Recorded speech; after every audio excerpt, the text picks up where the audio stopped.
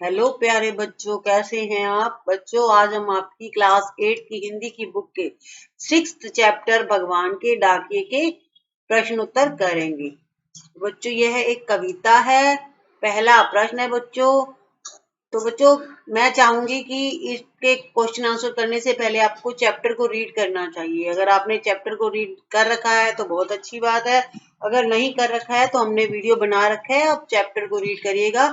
तो बच्चों, हमने व्याख्या उसकी सामने हिंदी में लिखी हुई है, कठिन शब्दार्थ भी बताए हुए हैं, तो आपको पाठ बड़ा ही इजीली समझ में आ जाएगा। तो आप चैप्टर को रीड करिएगा।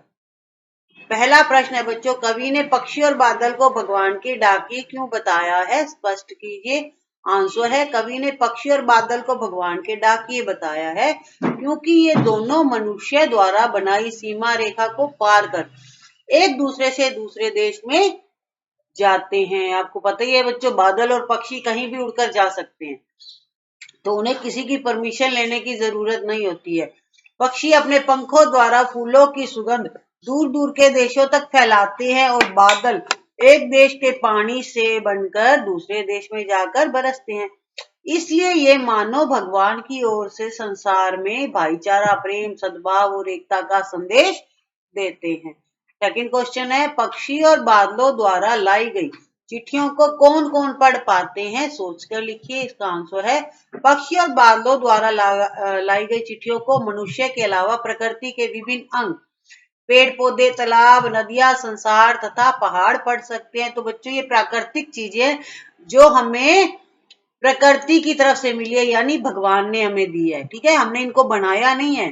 पेड़ पौधे, तालाब, नदियां, सागर, पहाड़, ये भगवान के द्वारा बनी बनाई हुई है। ठीक है। प्रश्न तीसरा है, किन पंक्तियों का भाव है। पहला प्रश्न है कि पक्षी और बादल प्रेम, सद्भाव और एकता का संदेश एक देश से दूसरे देश को भेजते हैं। तो इसका उत्तर है बच्चों, पक्षी और बादल ये भगवान के डाकिए हैं जो एक महादेश से दूसरे महादेश को जाते हैं। हम तो समझ नहीं पाते हैं, मगर उनकी लाई चिट्ठियां पेड़ पौधे, पानी और पहाड़ बांटते हैं। तो हमें बताना था बच्चों कविता के अंदर से ढूंढकर। दूसरा है, प्रकृति देश देश में भेदभाव नहीं करती, एक देश से उठा बादल दूसरे देश में बरस जाता है। तो बच्चों, ये भाव है इन पंक्तियों का। हम तो केवल यह आंकते हैं कि एक देश की धरती दूसरे देश को सुगंध भेजती है और वह सौरभ हवा में तैरते हुए पक्षियों की पंखों पर गिरता है और एक देश का भाप दूसरे देश में पानी बनकर गिरता है। प्रश्न चौथा है, पक्षी और बादल की चिट्ठियों में पेड़ पौधे, पानी और पहाड़ क्या पढ़ पाते हैं। आंसर है, पक्षी और बादल की चिट्ठियों में से पेड़ पौधे, पानी और पहाड़ ईश्वर द्वारा दिया गया प्रेम, सद्भाव, परस्पर भाईचारा और एकता का संदेश पढ़ लेते हैं और उसी को विश्व के आंगन में प्रसारित करते हैं। प्रश्न पांचवा है, एक देश की धरती दूसरे देश को सुगंध भेजती है, कथन का भाव स्पष्ट कीजिए। उत्तर है, भाव प्रकृति के लिए सभी मनुष्य समान है। अपने पराये की भावना तो मनुष्य में स्वार्थ के कारण ही पनपती है। प्रकृति तो मनुष्य को समान दृष्टि से देखती है। वह प्रेम, एकता एवं सद्भाव की संदेश रूपी सुगंध हवा और पक्षियों के माध्यम से एक देश से दूसरे देश को भेजती है, जिससे मनुष्य मनुष्य के बीच विश्व बंधुत्व की भावना का प्रसार हो। अब बच्चों, पाठ से आगे कुछ प्रश्न हैं। पहला प्रश्न है, पक्षी और बादल की चिट्ठियों के आदान प्रदान को आप किस दृष्टि से देखते हैं। आंसर है, पक्षी और बादल की चिट्ठियों के आदान प्रदान को हम प्रेम और सद्भाव का संदेश देने की दृष्टि से देखते हैं, क्योंकि उन चिट्ठियों में ईश्वर के प्रेम, एकता, सद्भाव, भाईचारे और आपस में मिलकर रहने का संदेश छिपा होता है। यह संदेश किसी क्षेत्र विशेष के लिए न होकर पूरी धरती के लिए होता है। प्रश्न दूसरा है, आज विश्व में कहीं भी संवाद भेजने और पाने का एक बड़ा साधन इंटरनेट है। तो बच्चों, हमने चैप्टर को रीड किया था चिट्ठियों की दुनिया में, तो हमने पढ़ा था कि पहले चिट्ठियां ही चलती होती थी, लेटर चलते थे। आजकल तो हम मोबाइल पे या इंटरनेट पे काम करते हैं। पक्षी और बादल की चिट्ठियों की तुलना इंटरनेट से करते हुए 10 पंक्तियों में लिखिए। आंसर है, आज विश्व में कहीं भी संवाद यानी हमारा कोई संदेश भेजना है और उसे पाने का सबसे बड़ा साधन इंटरनेट है। इस साधन के माध्यम से व्यक्ति जब चाहे जहां चाहे घर बैठे बैठे अपना संदेश अपने प्रियजन को भेज सकता है और साथ ही उत्तर रूप में उसका संदेश पा सकता है। इसमें बहुत कम समय लगता है, जबकि चिट्ठियां लाने भेजने में बहुत ज्यादा टाइम लगता है। जबकि पक्षी और बादल की चिट्ठियों में छिपा ईश्वरीय संदेश संपूर्ण मानवता के लिए होता है, वहीं हमारा संदेश केवल हमारे प्रियजनों के लिए ही होता है।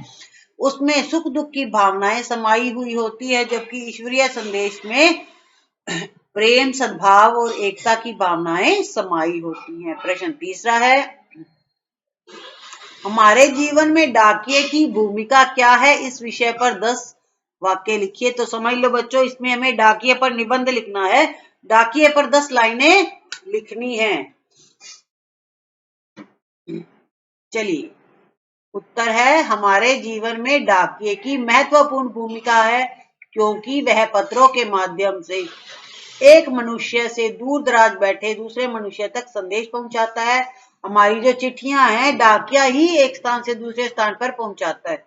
आज धन कमाने की लालसा व एकाकी परिवारों के प्रचलन से संयुक्त परिवार टूटते जा रहे हैं, जिससे सगे संबंधी भी दूर दूर रहने लगे हैं।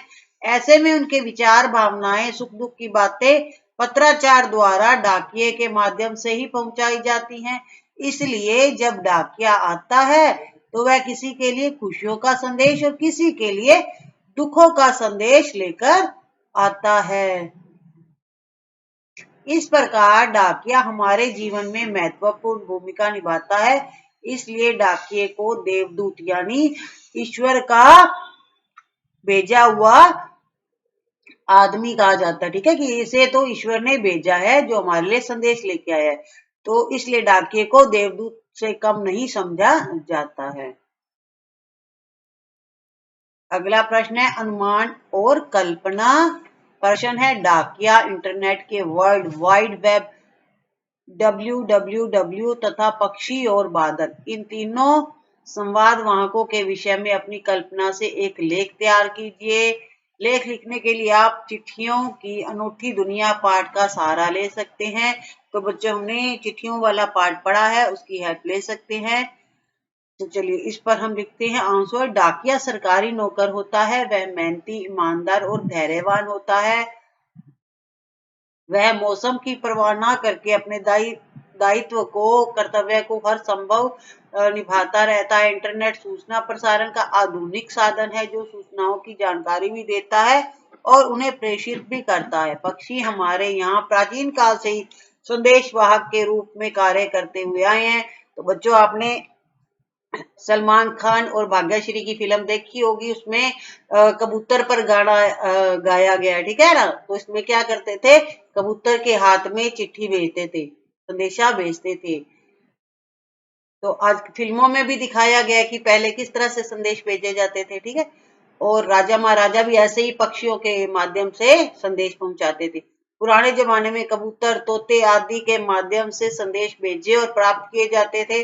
बादलों के माध्यम से कालिदास तथा अन्य कवियों ने अपने काव्यों में पात्रों के संदेश भिजवाने का वर्णन किया है। जो आपका चैप्टर कंप्लीट होता है, तो इस पर हमने 2 वीडियो बना रखे हैं। एक में चैप्टर को रीड कर रखा है, सेकंड में हमने क्वेश्चन आंसर बना दिए। तो आप दोनों वीडियो देखिएगा, फिर आपका जो चैप्टर है कंप्लीट हो जाएगा। जब आप स्कूल जाएंगे तो आप अपना वर्क कंप्लीट करके जा पाएंगे और आपके टीचर भी आपसे बहुत खुश होंगे कि आपने अपना वर्क कंप्लीट कर रखा है। कंप्लीट करने के साथ साथ बच्चों, आपको इनको आपकी 8th बोर्ड है, तो आपको इनको टाइम से ही याद कर लेने हैं, ताकि लास्ट में आपको प्रॉब्लम ना आए। वीडियो को लाइक एंड शेयर कर दीजिएगा बच्चों। चैनल को भी नहीं सब्सक्राइब कर रखा है तो कर दीजिएगा। Thank you, have a nice day.